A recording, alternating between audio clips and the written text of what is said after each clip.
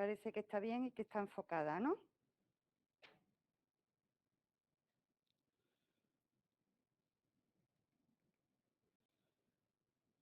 Vale. Y ahora, si alguno de vosotros me habláis para ver si están funcionando los altavoces.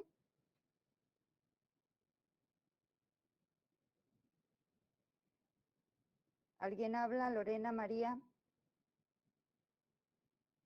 ¿Estáis hablando? ¿Se me escucha? Ah, sí, perfecto, vale. Bien, bueno, pues entonces vamos a seguir y vamos a terminar el tema 6. En principio, a menos que haya cambio,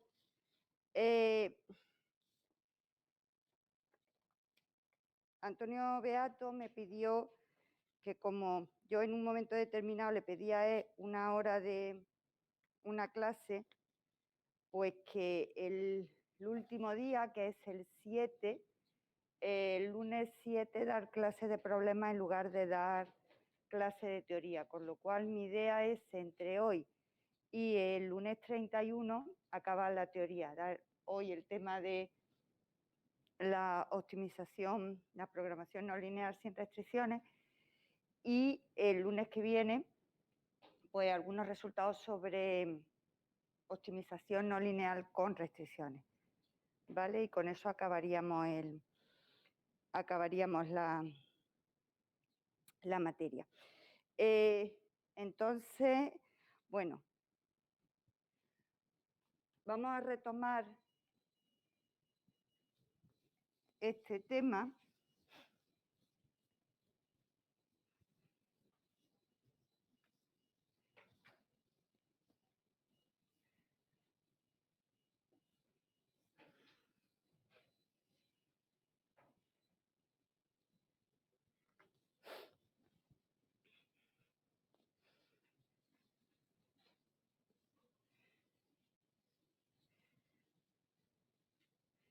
Recordando dónde estaban las diferencias fundamentales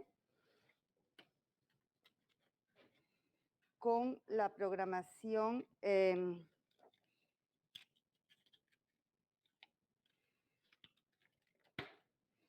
las diferencias fundamentales con todo lo que hemos estado viendo en todos los temas anteriores, ¿vale? Fundamentalmente, pues, donde tenemos la diferencia entre la programación lineal y la programación no lineal.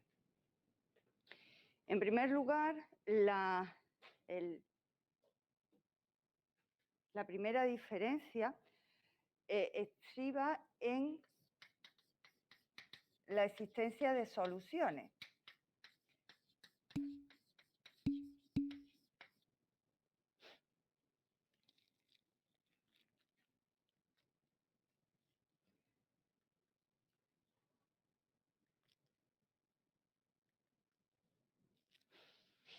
En la existencia de soluciones. Fijaos, en la programación lineal, una vez que establecíamos que el problema era factible, inmediatamente podíamos establecer si existía solución óptima finita y si esta era única o no.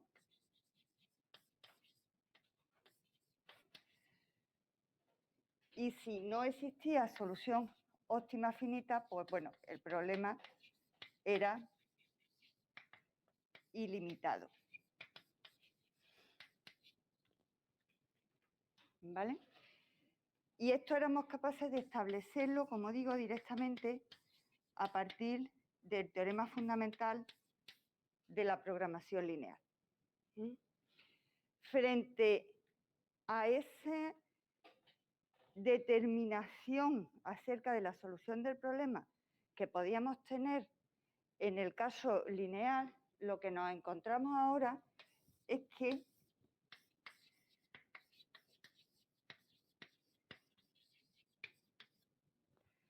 lo que tenemos sería el teorema de Weierstrass, que dice que si tenemos una función continua definida en un compacto, pues tiene solución. Luego, evidentemente ya como primer paso, saber si tenemos o no tenemos soluciones,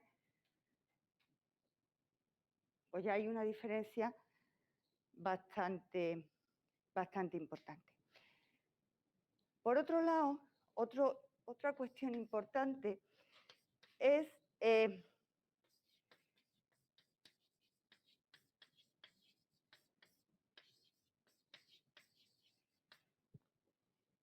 tema de si de alguna manera hemos obtenido o hemos llegado a un óptimo local, ¿podemos asegurar que es global?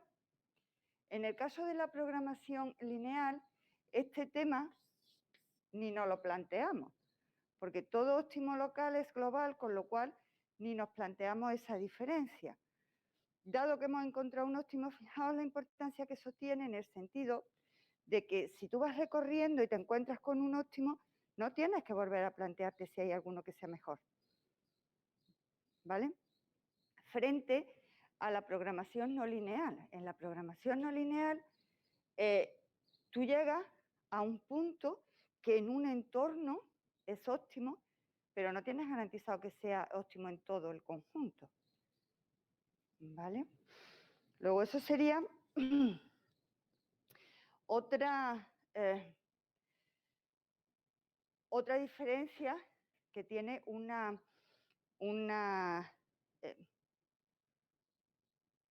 importancia. En el caso de la programación no lineal, lo que vamos a hacer o lo que hacemos es establecer algún tipo de hipótesis sobre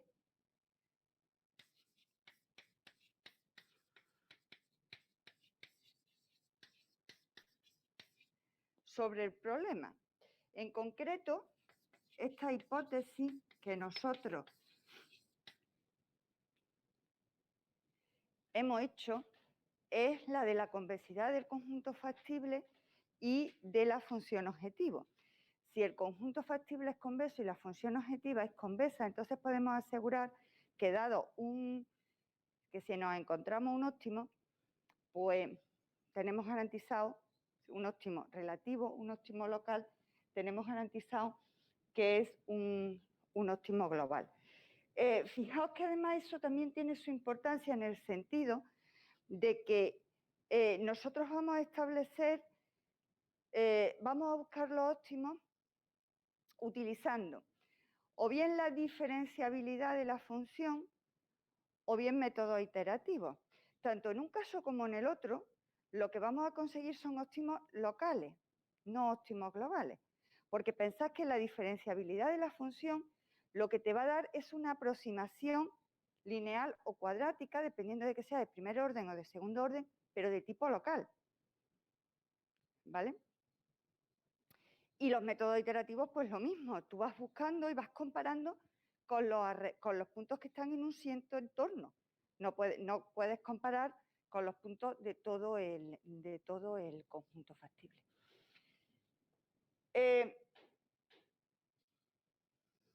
Eso lo vimos el otro día cuando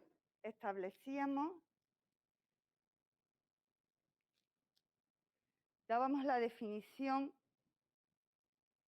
de mínimo local o relativo frente a mínimo global.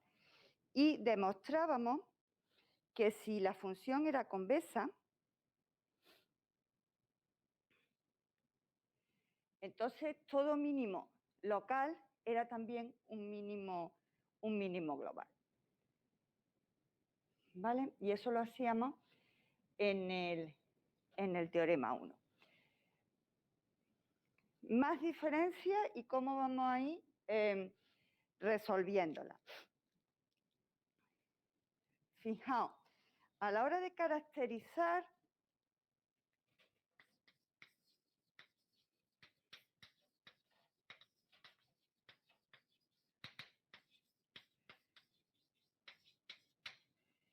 En el caso de la programación en lineal, esa caracterización era tan simple como, bueno, tan simple, como que lo óptimo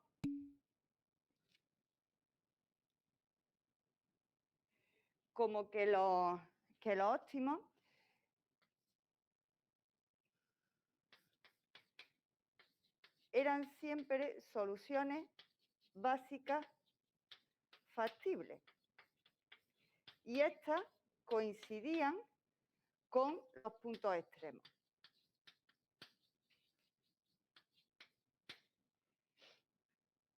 Luego nosotros sabíamos que para caracterizar los óptimos, para encontrarlos, los teníamos que buscar en el conjunto finito, que además era finito, de puntos extremos o de soluciones básicas factibles, que además a su vez demostrábamos que eran las mismas, ¿vale? Que eran equivalentes. Bien, ¿cómo los vamos ahora a caracterizar esos óptimos? Para caracterizar esos óptimos, lo que vamos a hacer es dar condiciones necesarias y suficientes de optimalidad.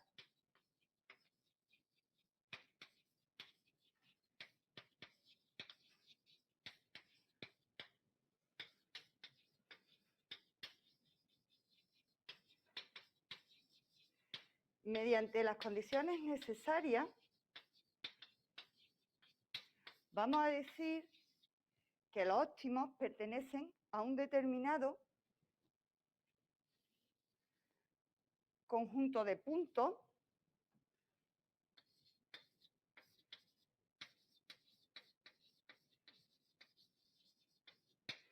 y para establecer esas condiciones necesarias vamos a imponer que la función sea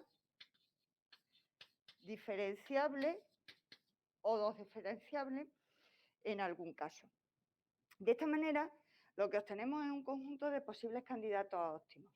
Para determinar exactamente quiénes son los óptimos, necesitamos establecer condiciones suficientes. Esas condiciones suficientes, pues una vez más, las vamos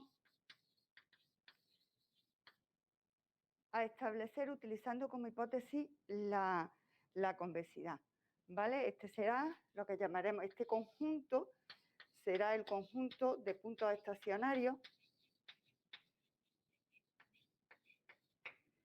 y dentro del conjunto de puntos estacionarios pues tenemos garantizado cuáles son los que realmente son óptimos utilizando hipótesis de convexidad. Como ven, entonces, todo este tema y el siguiente lo vamos a desarrollar apoyándonos, en primer lugar, en la diferenciabilidad de las funciones y, en segundo lugar, en la convexidad de las mismas.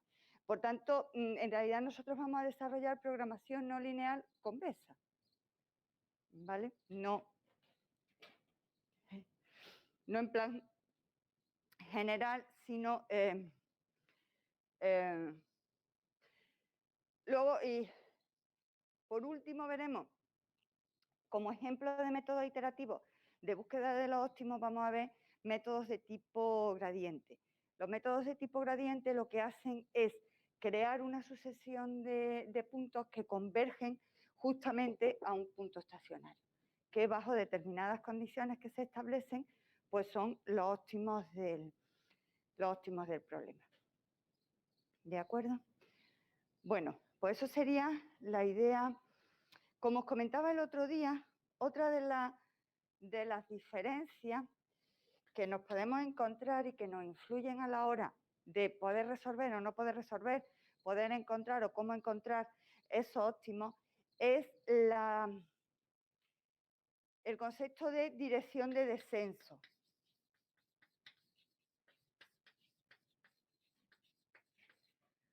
Dirección de descenso o dirección de crecimiento, dependiendo de que estemos buscando mínimo o máximo. En el caso de la programación lineal, esta dirección de descenso es constante, porque es constante y además coincide con menos el vector de costos. Frente a la programación no lineal, en que esa dirección no es constante, sino que depende del punto. dependiendo de qué punto nos encontramos, la dirección en la que crece o decrece la función puede ir cambiando. Bien, vamos a establecer al final del tema una condición necesaria para caracterizar justamente a las direcciones de descenso, y en eso es en lo que se apoyan los métodos iterativos, en el sentido de que lo que van haciendo es creando una sucesión de puntos de tal manera que de un punto a otro punto te mueves a lo largo de una dirección que tengas garantizado que es una dirección de descenso, de tal manera que tengas garantizado que de una iteración a otra el valor de la función objetivo disminuye, ¿vale? Como siempre estoy hablando en términos de que lo que quiero hacer es minimizar, que es el problema que tengo planteado al principio del tema, ¿vale? Bueno, en el teorema 1 tenéis esa relación entre óptimos locales y globales bajo la hipótesis de convexidad. Bien.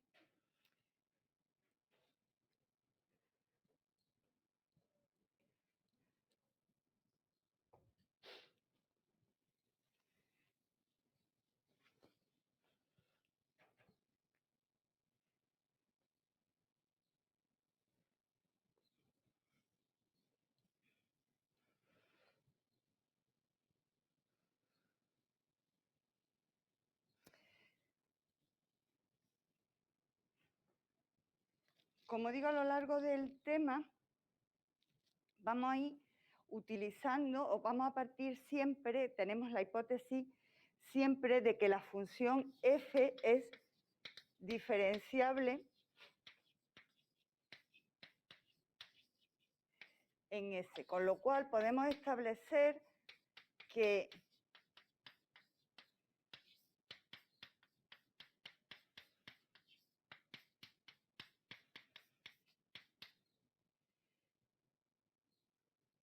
la función S la podemos aproximar localmente mediante una función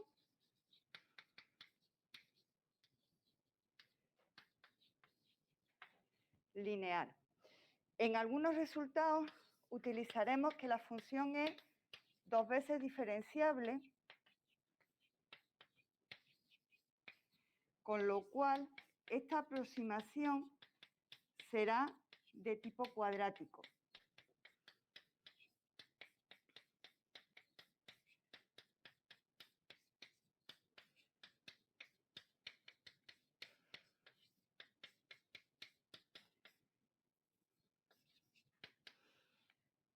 ¿Vale? Utilizaremos una aproximación local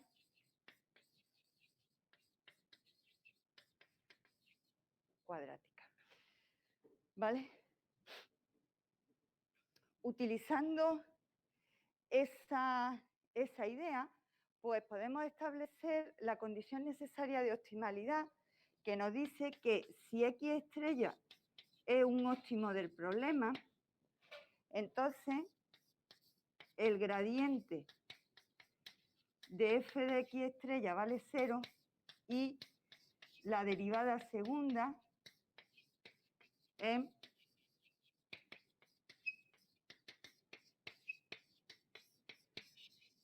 semidefinida positiva.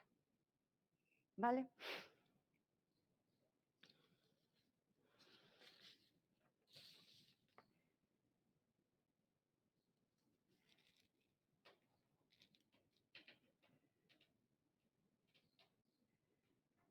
Bueno, eso es lo que probamos el otro día, y en el esquemita que teníamos antes, lo que hemos establecido es lo que aquí he puesto como condiciones necesarias. Todos los óptimos son puntos estacionarios, se le llaman puntos estacionarios aquellos en los que el gradiente se anula.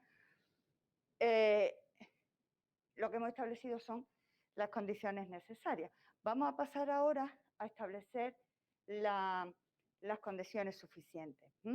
Para establecer las condiciones suficientes, como he dicho, vamos a utilizar la convexidad de la función, la hipótesis de que la función sea convexa. Y en concreto, lo que vamos a usar es la siguiente caracterización de las funciones convexas.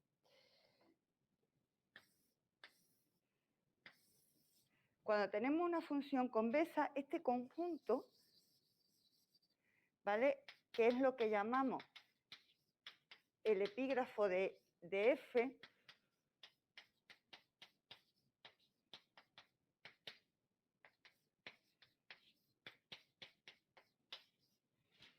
ese conjunto es convexo.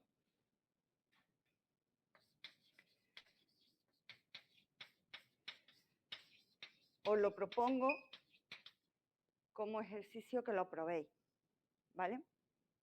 Ese conjunto es convexo.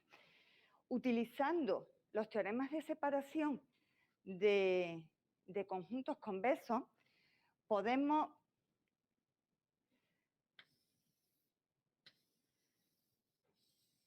probar que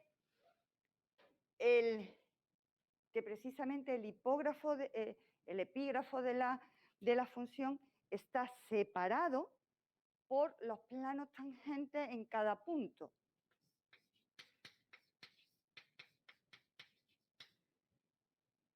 ¿Vale? Por los hiperplanos tangentes en cada punto. Es decir, digo, utilizando ese resultado vamos a probar que la función permanece siempre por encima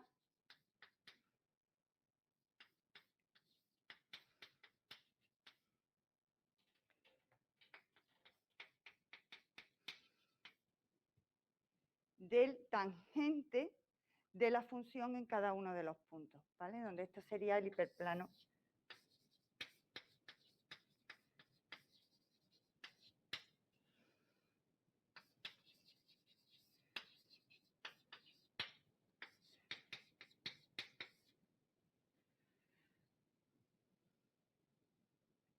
¿Vale?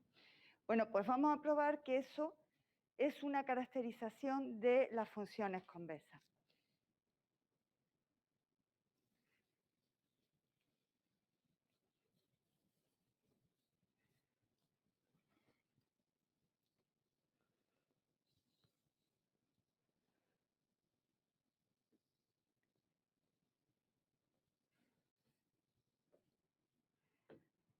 Vamos a probar entonces el lema 1,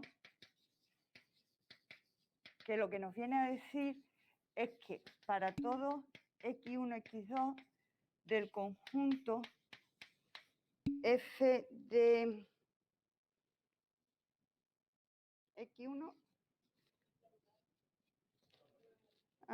la pizarra, voy a usar la misma notación.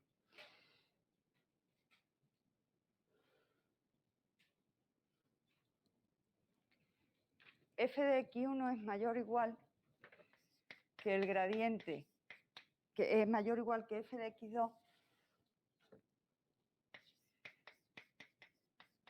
más el gradiente de la función en x2 por x1 menos x2. Esto vamos a ver que es equivalente a que la función sea convexa. ¿Vale? Vamos a probarlo en este sentido. En primer lugar, como f estamos suponiendo que es una función diferenciable, el valor de f en x2 más lambda x1 menos x2 lo podemos poner como f de x2 más el gradiente por lambda por x1 menos x2 más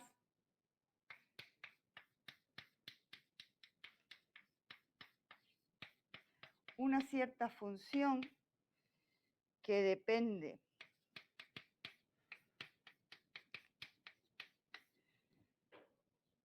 de x2 y de tal manera que el límite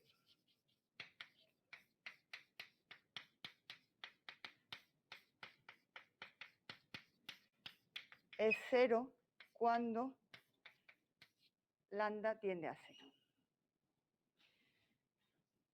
¿Vale? Por otro lado, f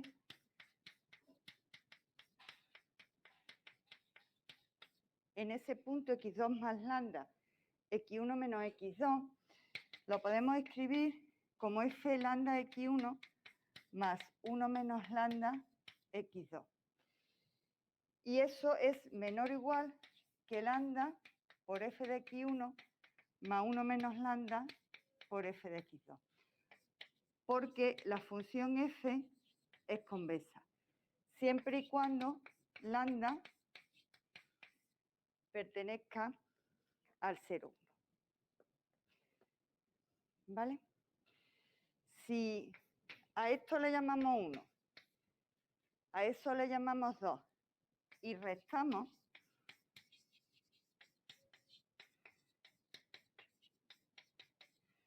lo que me queda es que 0 es menor o igual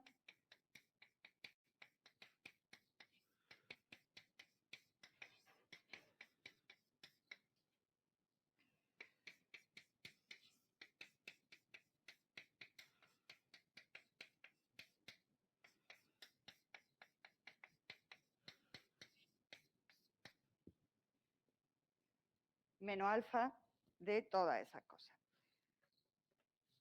¿Vale? Dividiendo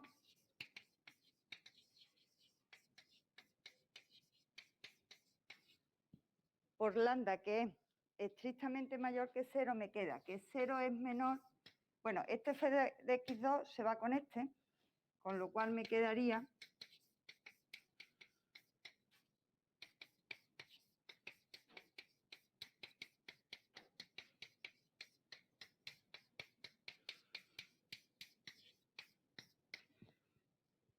por eso de ahí.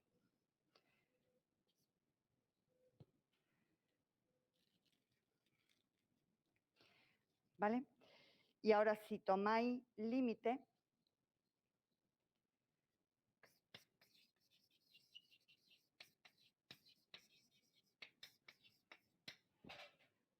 esto se va a 0 por la diferenciabilidad de f y obtenéis lo que queríais, ¿vale? Que f de x1 es mayor o igual que f de x2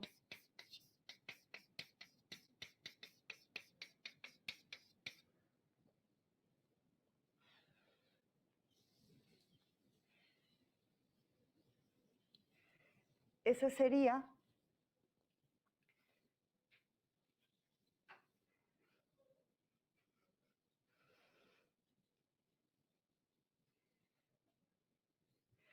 pero además es que esa caracterización es completa para las funciones convexas.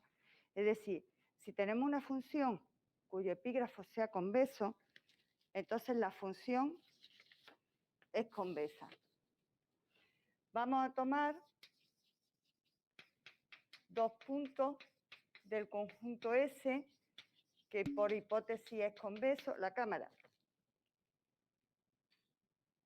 que por hipótesis es convexo, con lo cual lambda x1 menos 1 menos lambda x2 pertenece a S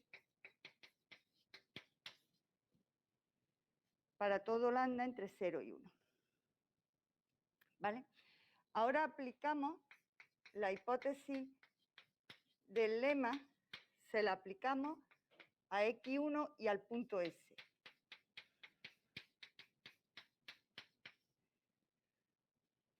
¿Vale? Con lo que tenemos que f de x1 es mayor o igual que f en ese punto más el gradiente en ese punto por la diferencia entre X1 y este punto, que me queda, sacando factor común, 1 menos lambda. Le aplicamos también la hipótesis ahora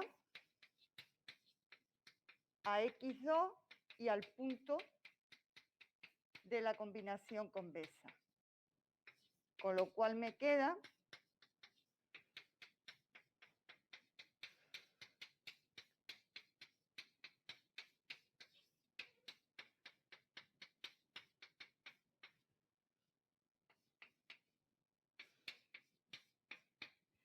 ahora tendría que restarle X2, tengo que hacer X2 menos esto de aquí. Eso lo que me queda es menos lambda X1 menos X2. ¿Vale? Voy a llamarle a esto 3 y a esto 4. Si multiplicáis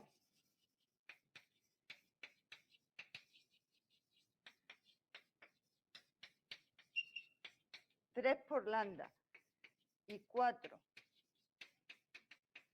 por 1 menos lambda, fijaos que tanto lambda como 1 menos lambda son mayores o iguales que 0. Luego, por lo tanto, si multiplicáis esas desigualdades, las desigualdades no cambian. Y las sumamos. ¿Qué es lo que me va a quedar? Me va a quedar lambda por f de x1 más 1 menos lambda por f de x2 mayor o igual que f de lambda x1 más 1 menos lambda x2. Y estos se me van a anular, porque voy a tener el mismo término, uno en positivo y otro en negativo. ¿Vale? Si tenemos dos puntos de S para todo lambda perteneciente a 0, 1, la imagen de la combinación convexa es menor o igual que la combinación convexa de las imágenes, lo que tenemos es que F es convexa en ese conjunto.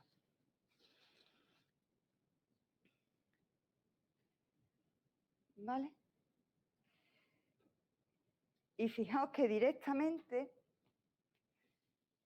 de ese lema 1 obtenemos la primera condición suficiente de optimalidad.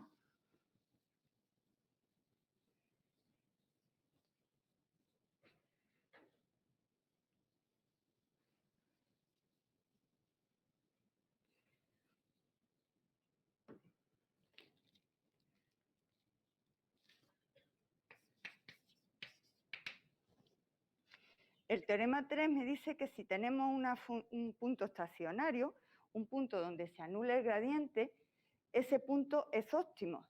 Si aplicáis directamente, siempre que la función sea convexa, si vosotros tenéis que el gradiente de f de x2 vale 0 y la función f es convexa, aplicándole directamente el lema 1, lo que obtenéis es que f de x1 es mayor o igual que f de x2 para todo x1 perteneciente a S.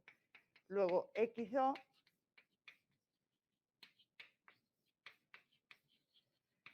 es un óptimo global.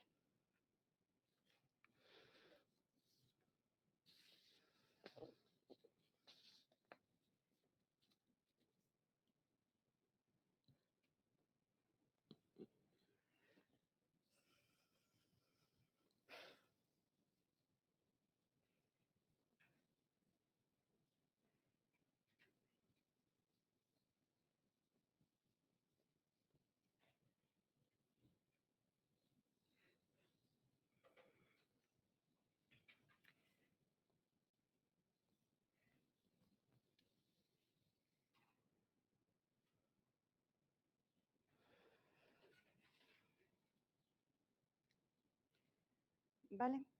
Vamos a probar ahora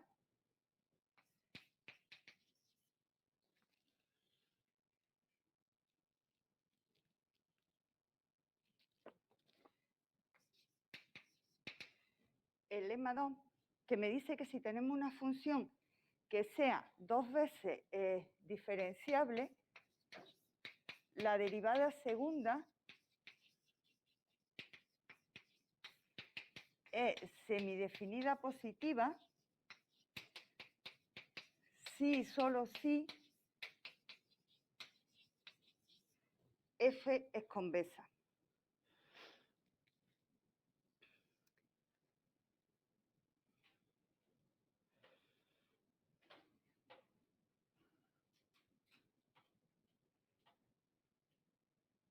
¿Vale? Vamos a probar, en primer lugar, esta implicación. Vamos a tomar un vector D de Rn y un punto X perteneciente a S.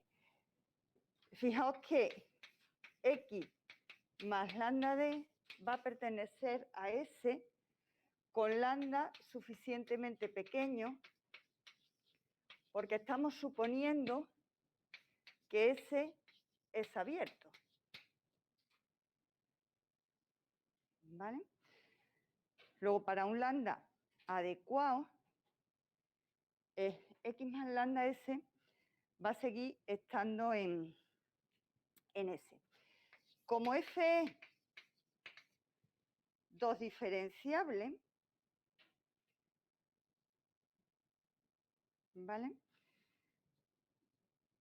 Como F es 2 diferenciable, F en ese punto va a ser igual que F en X más lambda por el gradiente de F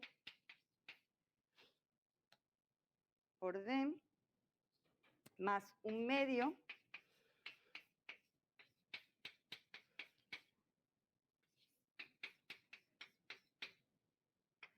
más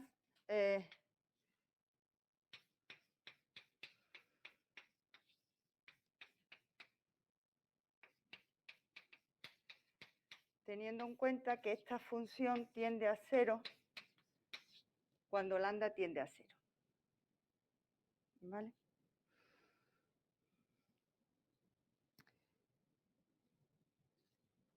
Vale. Eso es por ser 2 veces diferenciable en el conjunto S. Estamos suponiendo que F es convexa. Por tanto, por el lema 1, resulta que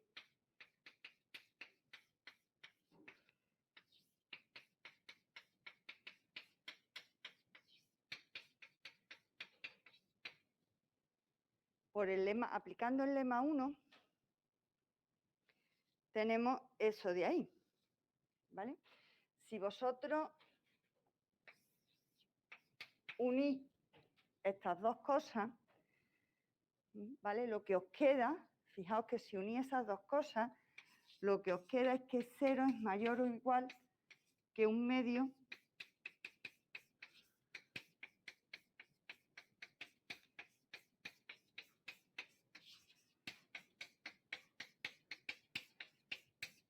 de eso de ahí.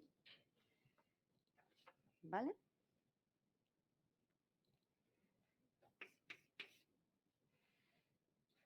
Si dividís por lambda cuadrado, eso se va.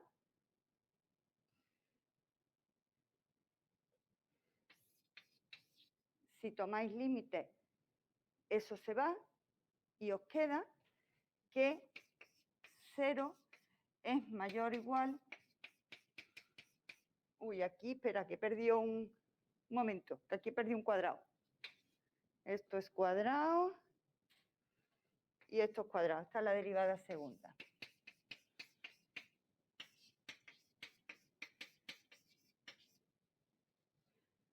¿Vale? Y esa es la condición de que esto sea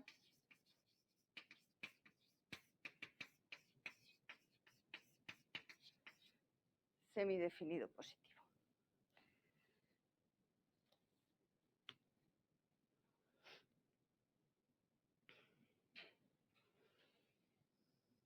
¿Vale?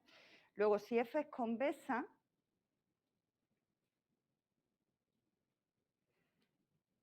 la derivada segunda es semidefinida positiva. Y vamos a ver otra vez que eso supone caracterizar completamente a las funciones convexas. Vamos a suponer que es semidefinida positiva en todo el conjunto de definición S y vamos a probar que la función es convexa.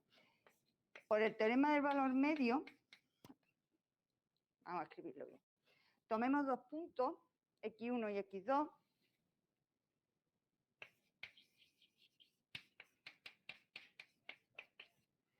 Entonces,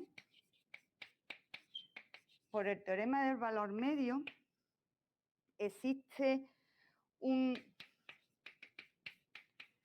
X-gorro, combinación convexa de esos dos puntos, ¿vale? Existe un X-gorro de tal manera que f de X1 es igual, no aproximado, sino exactamente igual, que f de X2 más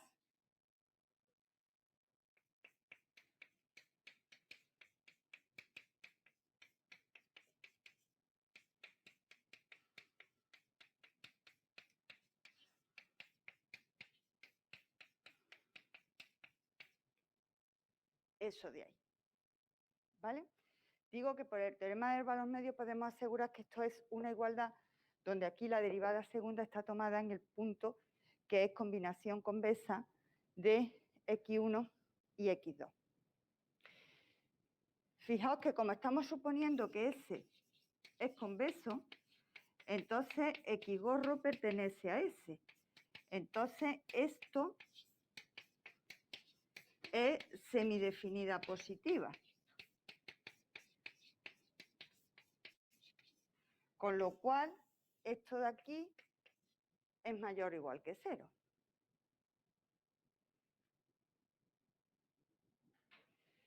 Si eso es mayor o igual que 0, f de X1 es mayor o igual que f de X2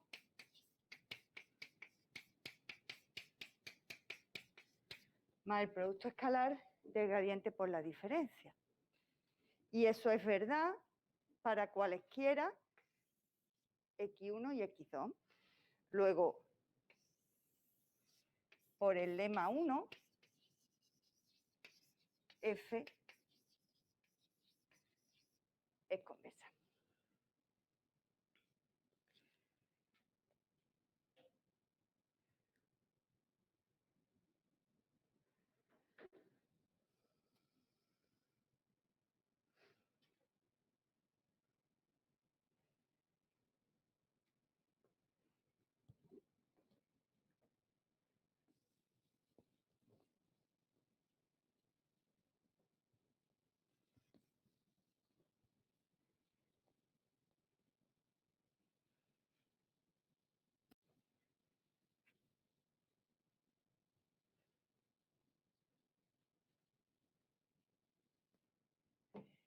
Y directamente, aplicando el lema 2, pues podemos probar el lema 4, el teorema 4, perdón. El teorema 4 me dice que si la derivada segunda es semidefinida positiva,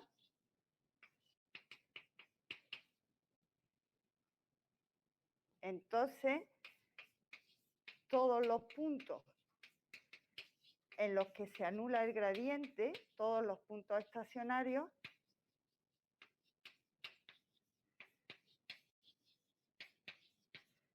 son óptimos globales.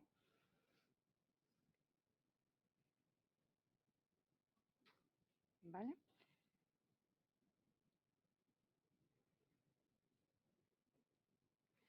Y la demostración, fijaos que directamente por el lema 2, si es definida positiva, la función f hemos visto que es convexa, luego le aplicáis el teorema 3 y ya os sale.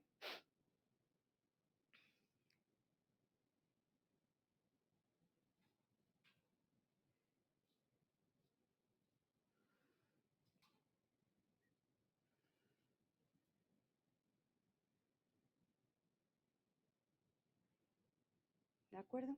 Luego, entonces, hasta ahora lo que hemos establecido ha sido una caracterización de convexidad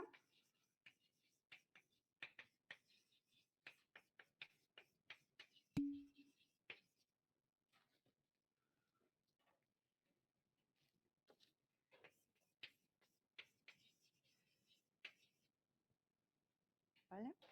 El lema 1 y el lema 2 nos han dado dos caracterizaciones de convexidad y eso nos ha permitido establecer condiciones necesarias y suficientes de optimalidad en el sentido de que los puntos estacionarios son todos óptimos, ¿vale? Y esto pues lo hemos hecho por el teorema 3 y el teorema 4.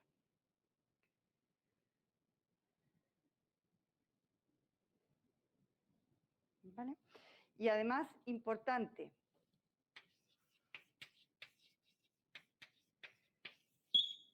óptimos globales.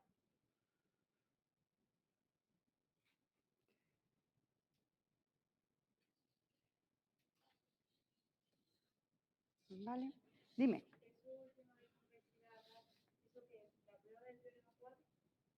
No, fíjate que en el lema 1 lo que hemos hecho ha sido caracterizar a las funciones convexas.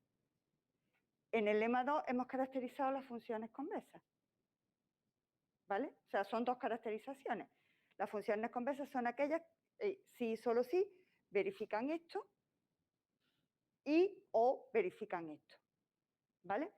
Tanto por una como por otra, te sirve para establecer una condición suficiente de optimalidad. ¿Vale? Con esta la estableces con el teorema 3 y con esta la estableces con el teorema 4. ¿Vale? Y al final te viene a decir que si tú tienes una función donde el epígrafo sea convexo o tienes una función donde la derivada segunda sea definida positiva, pues entonces todos los óptimos son y solo esos los puntos que anulan el gradiente. Luego, digamos, puedes establecer una equivalencia entre óptimos y puntos que anulan el gradiente. Eso te puede servir ¿para qué? Pues para calcularlo analíticamente o para diseñar algoritmos que si tú lo que quieres es que esos algoritmos converjan a los óptimos, pues lo que vas a hacer es que converjan a puntos estacionarios. ¿Vale? Porque lo que tanto el teorema 3 como el teorema 4 lo que te permiten es establecer hipótesis, condiciones, propiedades sobre las funciones para poder garantizar la caracterización de los óptimos. Y en el fondo, los lemas lo que te dicen es que esas caracterizaciones es que las funciones sean convexas. ¿Vale? ¿De acuerdo? Bueno, vamos a hacer 5 minutitos de descanso y tengo que subir un momentito al departamento y ahora vamos a probar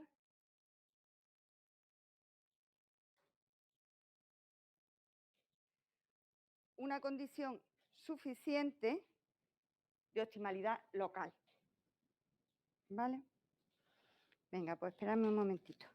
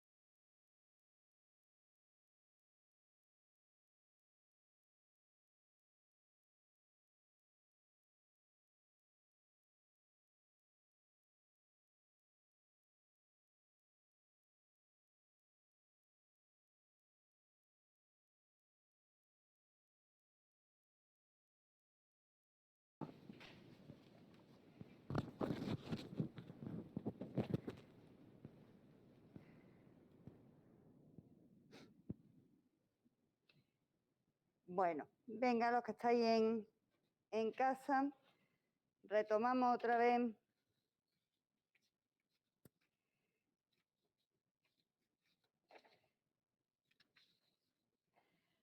Retomamos otra vez el tema. Tal y como había comentado, lo que vamos a hacer es ahora establecer una condición suficiente, pero de tipo local. Esta condición lo que nos dice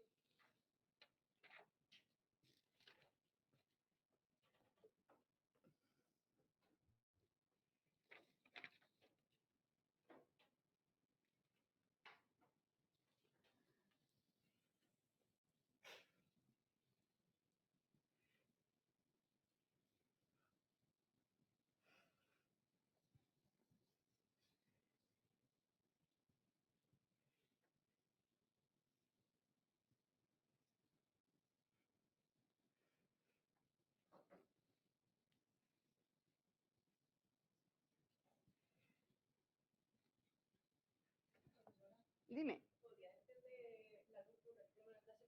Sí. Venga, a ver.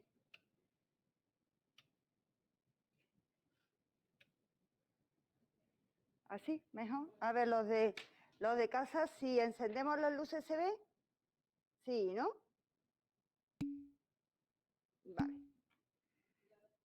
Pues venga.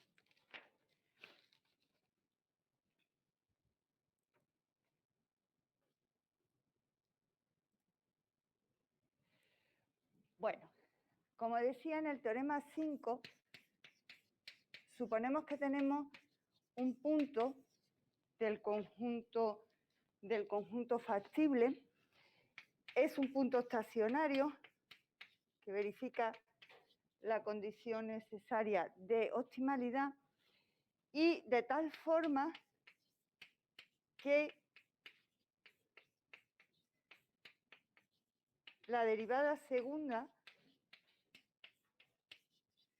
es definida positiva. Entonces, en esas condiciones podemos afirmar, vamos a probar que X es un mínimo local estricto. ¿Vale? De hecho, vamos a ver que existen dos escalares, ¿vale? Dos escalares positivos, de tal manera que para todos los puntos que disten de X estrella menos de delta, el valor de la función en f de X es mayor o igual, bueno, con X distinto de X estrella, que gamma por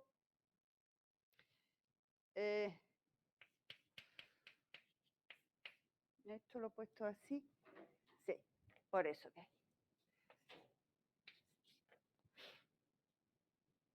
¿vale? Fijaos, cosas interesantes a destacar en este resultado. Tenemos las diferencias con el teorema anterior. Tenemos un punto estacionario. La derivada segunda no es semidefinida positiva, es definida positiva, pero solo en ese punto. En el teorema anterior exigíamos que lo fuera en todo el conjunto S. ¿Vale? Eso es lo que nos iba a dar el carácter global de mínimo. En este caso, lo único que le exigimos es que sea no semidefinida, sino definida positiva en ese punto X estrella. ¿Vale? Con esa hipótesis, en algún sentido más débil, en uno más fuerte porque es definida, pero en otro sentido más débil, lo que obtenemos es que el punto estacionario es mínimo, pero solo local. Y por el contrario, es estricto. ¿Vale? Fijaos que esto de aquí lo que dice es que, o sea, es estricto, pero incluso estricto y podemos establecer una cota en un entorno del X estrella. ¿Vale? F de X estrella es menor estricto el valor de la función objetivo en X estrella es menor estricto que el valor objetivo de la función en toda esa bola y además somos capaces de establecer esa cota para la diferencia. ¿Vale? Bueno, para demostrarlo vamos a utilizar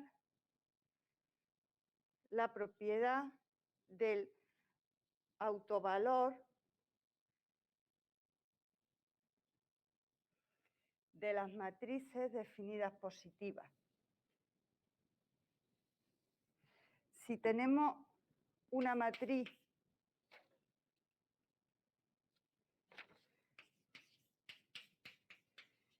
definida positiva, sabemos que existe un alfa, concreto el menor autovalor, de tal manera que para todo vector de Rn, este producto es mayor o igual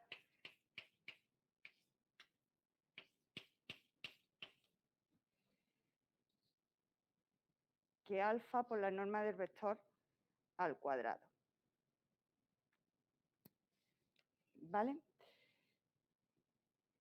Eso, como digo, por las propiedades de las matrices definidas positivas. Por otro lado, F estamos suponiendo que es 2 veces diferenciable. Luego, por lo tanto, para todos los puntos de S distintos del X estrella, pues podemos poner esto que ya lo hemos utilizado un par de veces.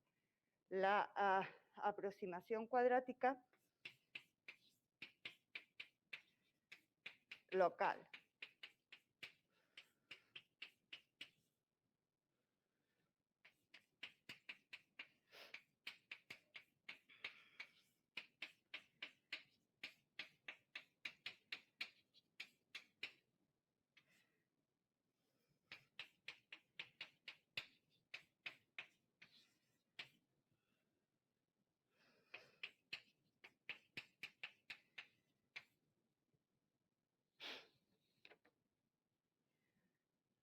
¿Vale?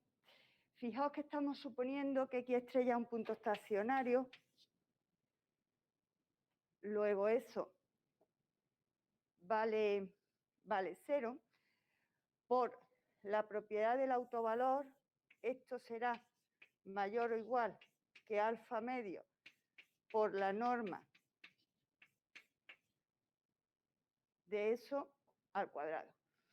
¿Vale? Por la propiedad de arriba. Por otro lado, como el límite de beta cuando X tiende a X estrella es 0, eso significa que existe un delta, eso significa que para todo épsilon existe un delta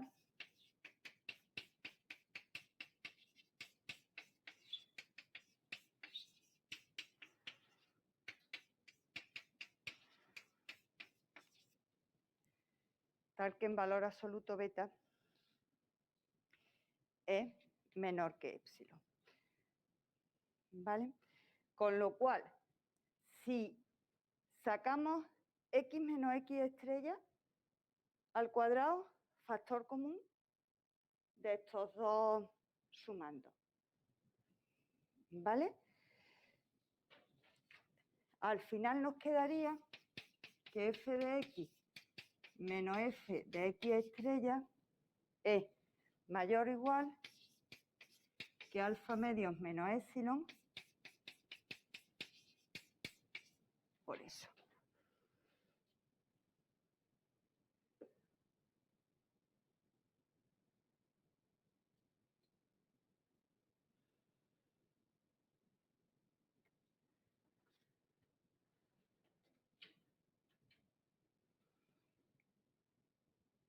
¿Vale?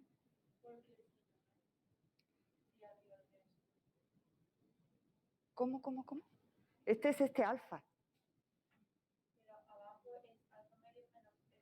Sí, porque la beta esta la pone que es, fíjate que al ser el valor absoluto menor, lo que te queda es que el valor absoluto quedaría menos epsilon menor que esto, menor que epsilon, ¿no?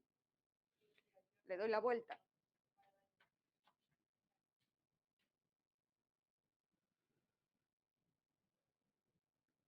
¿Vale?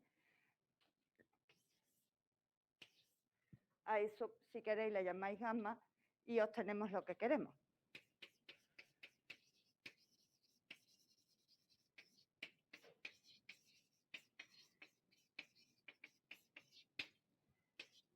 Es estricto porque eso evidentemente es estrictamente positivo y es local porque lo tenéis para los puntos de X en una bola de centro X estrella y radio delta.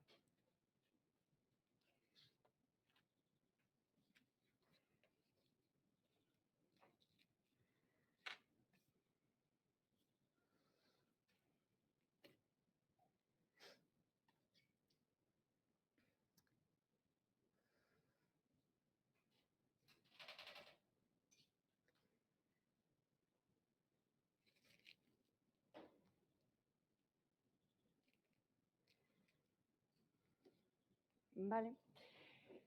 Bien, vamos a pasar entonces ahora a ver estos métodos iterados que hemos llamado de tipo gradiente. Le llamamos de tipo gradiente porque usan justamente las derivadas para determinar las direcciones de búsqueda. Cuando está en X sub k, para construir el X sub k más 1, lo que hace es utilizar una dirección que te asegure que el valor de la función objetivo en esa dirección disminuye. Eso es lo que llamamos una dirección de descenso. ¿Vale? Diremos que D es una dirección de descenso de F en un punto si pasa esto. Fijaos que, enganchando un poco con lo que he dicho al principio de la clase, en el caso de la programación lineal, la dirección de descenso es una y no hay que planteársela en los puntos en concreto. ¿Vale? Ahora, dependiendo del punto, habrá direcciones, unas serán direcciones de descenso y otras no. Diremos entonces que es dirección de descenso si en un entorno, para un determinado lambda, se verifica que el valor de la función objetivo es menor que el que tiene en X gorro. En esta primera proposición, fijaos que lo que me da es una condición necesaria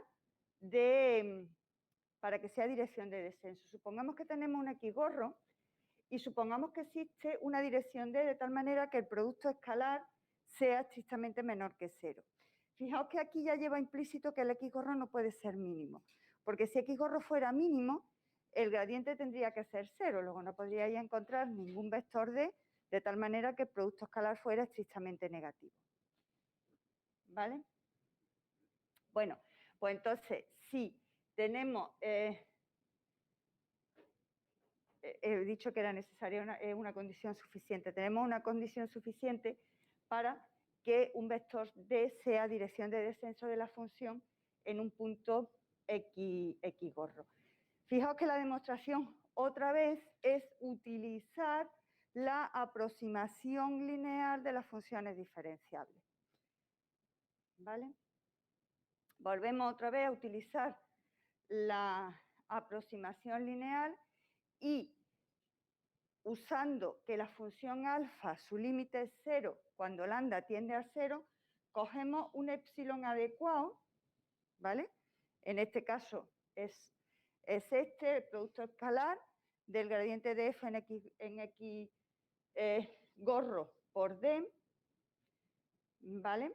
Como esto tenemos garantizado que es, bueno, estamos partiendo de la hipótesis de que es negativo, al cambiarlo de signo, ese epsilon es estrictamente positivo. ¿Vale? Y aplicamos la definición de límite de la función alfa, el límite en C, que es 0, para ese epsilon en concreto. Bien. Esta desigualdad se la aplicamos aquí arriba y entonces pues me queda que este cociente, siempre que lambda sea positivo y menor que delta, este cociente es estrictamente negativo. Si este cociente es estrictamente negativo, pues lo que significa es que siempre que el lambda esté aquí, el valor de la función objetivo en esos puntos será menor que el valor de la función objetivo en X gorro, que justamente eso es la definición de dirección de descenso. ¿Vale? Tenemos entonces en la proposición 1 una condición suficiente de dirección de descenso y en el teorema 2 justamente lo que nos da es la dirección de máximo descenso. El teorema 6 nos dice que si tenemos un punto que no sea mínimo, otra vez, ¿vale? Un punto que no sea mínimo, entonces menos el gradiente, en este caso se ha dividido por la norma, pero solo para normalizarlo, vamos. En realidad aquí lo que estamos diciendo es que si tú utilizas como dirección el menos gradiente, esa es la dirección en la que se produce un descenso máximo en el punto X gorro. ¿Vale? Luego, por lo tanto, esa va a ser la dirección en la que tienes que moverte para ir construyendo la sucesión de puntos que pretende que converja hacia el óptimo. Y otra vez, la forma de probarlo es directamente de la definición de diferenciabilidad, en este caso es por la definición de derivada direccional, ¿vale? Es diferenciable, existen todas las derivadas direccionales y además pues coinciden con eso, ¿vale? Si tomamos de barra tal y como tenemos en la hipótesis del teorema, pues entonces el producto por el gradiente es menor que 0. Luego, por la proposición anterior, el de barra, tal y como lo tenemos definido, es una dirección de descenso. Vamos a probar ahora que es la de máximo descenso. Bien. Para ello vamos a coger otra cualquiera, podemos suponerla también normalizada, y como es dirección de descenso, este producto escalar tiene que ser negativo. Aplicamos la desigualdad de Cauchy-Schwarz, entonces nos dice que el valor absoluto del producto escalar es menor o igual que el producto de las normas, como estamos suponiendo que la norma de D es menor o igual que 1, este producto de las normas será menor o igual que el gradiente de f de x, que si lo despejáis de aquí, pues justamente coincide en valor absoluto con el producto escalar del gradiente por d barra. Por tanto,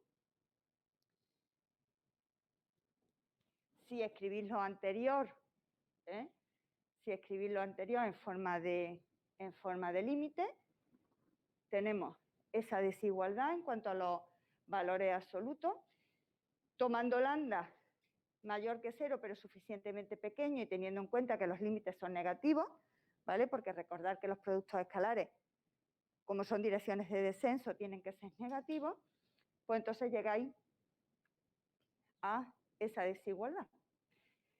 Como lambda es estrictamente positivo, pues de aquí llegáis a esta desigualdad. Luego, para un lambda constante, es decir, significa que con un paso igual, el descenso que se produce utilizando d barra es mayor que el descenso que se produce utilizando cualquier otra dirección de descenso d. ¿De acuerdo?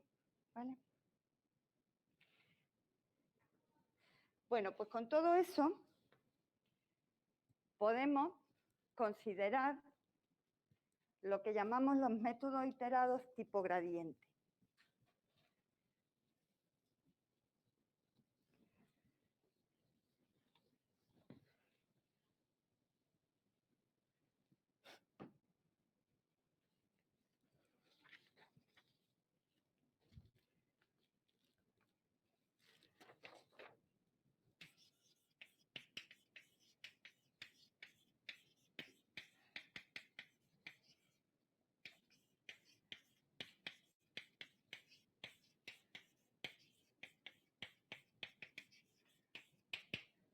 En esencia, este tipo de algoritmo, ¿en qué consiste? Pues establecemos un criterio de parada,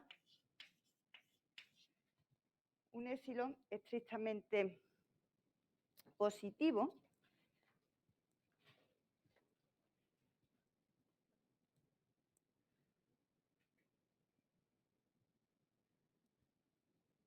tomamos un punto de partida y empezamos a iterar.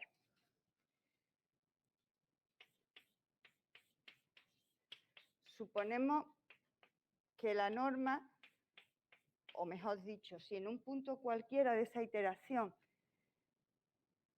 comparamos la norma del vector gradiente con epsilon y o bien paramos o bien generamos otro punto. Fijaos, ¿por qué paramos? Porque lo que estamos haciendo es generar una sucesión que converja a un punto estacionario. Entonces, estableciendo epsilon suficientemente pequeño, entendemos que cuando ya sea suficientemente pequeño, pues estamos suficientemente próximos a un punto estacionario, ¿sí? Y que por lo tanto sería el óptimo, ¿vale? O por lo menos verifica las condiciones necesarias de optimalidad. Si no lo es, pues digo que generamos el siguiente punto de esta forma, ¿vale? Donde D sub K, ¿vale? Bueno, lo pongo directamente. D sub K lo tomamos justamente como menos el gradiente en ese punto. ¿Por qué? Pues, bueno, porque acabamos de demostrar que es la dirección de máximo descenso. ¿Vale? La diferencia entre unos métodos y otros justamente está en cómo elegimos la longitud de paso. Entonces ahí os podéis encontrar la que se conoce como la regla de Armijo, la regla de la serie divergente,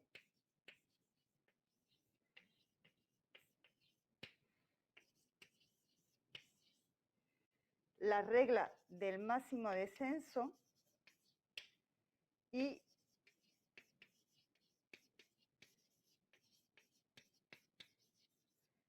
el método de Newton. Los dos últimos son los que tenéis, los que yo he puesto. Fijaos que la regla de máximo descenso consiste en, cada vez que se hace una iteración, el lambda que se coge, digamos, es el paso máximo que puedes dar, de tal manera que la función f siga disminuyendo. ¿Vale? Ese es el que se conoce como el algoritmo del máximo descenso. Si el lambda lo tomáis como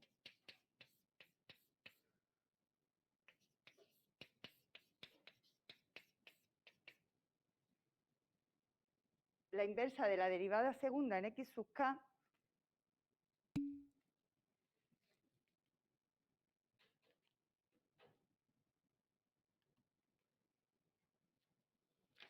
fíjate que la cámara se ha revelado.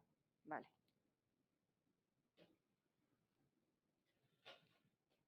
Ahora, si lo tomáis, como digo, como, ¿vale? Fijaos, si tomáis esta inversa, lambda sub k como esta inversa, pues lo que os aparece es el método de Newton. De hecho, el método de Newton, fijaos que está basado en que vosotros aproximáis la función f de x por una función q de x que es cuadrática. ¿Vale?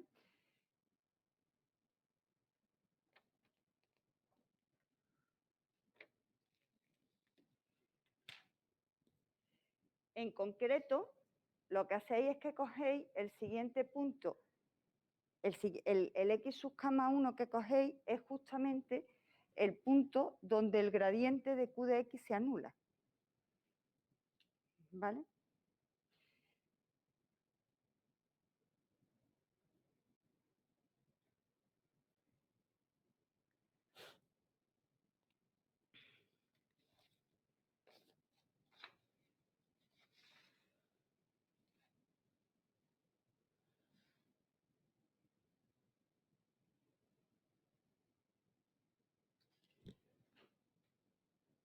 Bueno,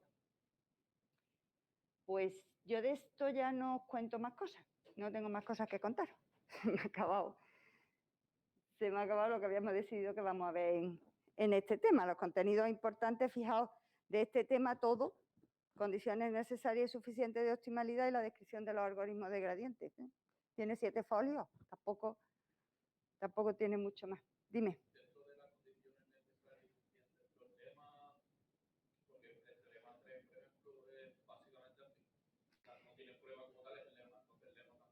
Claro. ¿Y en la descripción del algoritmo también se refiere a esto último que hemos hecho o también a la proposición y el teorema? Fíjate que para describir el algoritmo, cuando tú describes el algoritmo, tú en el paso 2 dices que coges de sub k como menos el gradiente. ¿Por qué? La justificación del método es el resultado, es el teorema 6. ¿Vale? Si no, ¿de qué? No, sí, quiero decir, cuando te piden que explique los métodos del gradiente o que describa el método del gradiente, tú en un momento determinado tienes que decir que consideras de sub k como dirección de descenso. ¿Por qué? Tendrás que demostrar por qué, ¿no? O sea, tendrás que explicar por qué. Y al final, bueno, explicar por qué, pues demostrar que es que eso es una dirección de descenso. Para demostrar que es una dirección de descenso, pues tienes que ver que el producto escalar con el gradiente es negativo. ¿Vale? Luego al final, todo. ¿Vale? Bueno, pues hoy lo dejamos aquí porque no hay... Queda el tema 7, sí. El tema 7 es parecido a este, pero con restricciones. Entonces, hay diferentes formas de enfocarlo. Hay una forma de enfocarlo que a partir de la lagrangiana, definiendo la lagrangiana, hay una manera, que lo hemos hecho algunos, porque el tema 7, cada año llegamos de una forma diferente, ¿no? O sea, hay años que llegamos mejor, hay años que llegamos peor, y ese un poco se va improvisando. Entonces, hay una forma de enfocarlo que es a través de la lagrangiana. Entonces tú conviertes el problema con restricciones, lo conviertes en un problema sin restricciones y le aplicas el tema 6. Esa es una manera, ¿vale? Luego hay otra forma que es utilizando, claro, con la lagrangiana te sirve cuando tienes restricciones de igualdad, o de una manera más o menos inmediata cuando tienes restricciones de igualdad, pero cuando tienes restricciones de desigualdad, pues ya no es, digamos, tan inmediato. Entonces hay otra manera de enfocarlo que es utilizando que la intersección entre el plano, entre el cono tangente y el cono de direcciones de descenso es el vacío. Entonces, pues por ahí hay otra forma de enfocarlo. Entonces, pues, hombre, hemos calculado, pues más o menos hemos calculado lo que nos dé para poder desarrollarlo en 2 horas.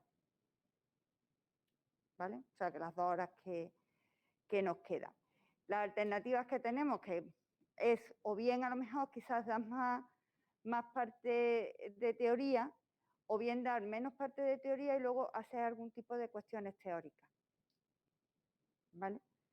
Porque, bueno, por ahí hay una relación de problemas que el año pasado ni se tocó, pero el año anterior sí que hicimos, que era de, en problemas no vaya a ser problemas de programación no lineal, ¿vale? Entonces, otro año los problemas de programación no lineal, que en realidad tampoco son problemas, son más que todo cuestiones de tipo teórico, los hacíamos los de teoría. Entonces, pues bueno, pues no sé, de aquí al lunes que viene nos planteamos cómo terminamos la asignatura para que quede de una forma un poco coherente y un poco... ¿Vale? ¿De acuerdo? Pues nada, ¿alguna otra pregunta? Los que estáis en casa, ¿seguí ahí? ¿Alguna pregunta?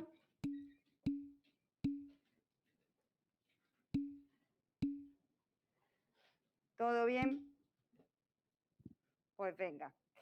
Perfecto. Una cosita, el tema 6 que subí, me di cuenta que había algunas erratas, no tienen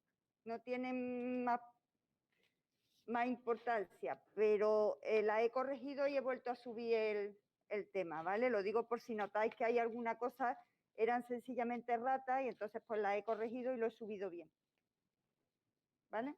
Por si notáis que no he cambiado nada, no penséis, es que ha cambiado el tema, no, son sencillamente algunas notaciones y cosas así, ¿vale? Bueno, pues nada, venga, hasta la semana que viene.